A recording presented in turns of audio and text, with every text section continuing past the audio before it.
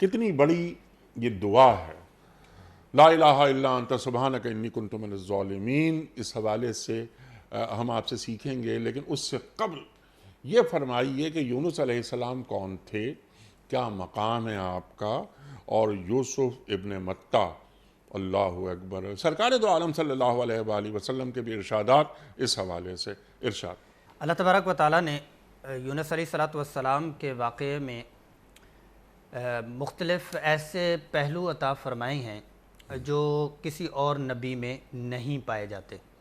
यूनुस अलैहिस्सलातु वस्सलाम इब्राहीम अलैहिस्सलातु वस्सलाम की औलाद में से और वालदा की तरफ से लूत अलैहिस्सलातु वस्सलाम की तरफ से हैं।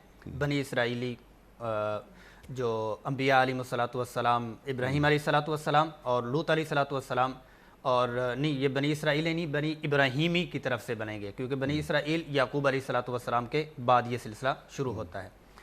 बहरहाल ये है कि अल्लाह जल्ल जलालहू ने इनको नैनवा की तरफ मबऊस फरमाया, और ये थोड़े से लोग हैं उस वक़्त के एतबार से, तो ये बहुत ज़्यादा लोग हैं। 1,20,000 सवा लाख जिसको कहते हैं, उस वक़्त की आबादी तो कम ही हुआ करती थी। बहरहाल ये है कि इन्होंने अपनी कौम को अल्लाह जल्ल जलालहू का जो दिया हुआ पैगाम था वो समझाया, और समझाने में जो हक़ था वो अदा कर दिया।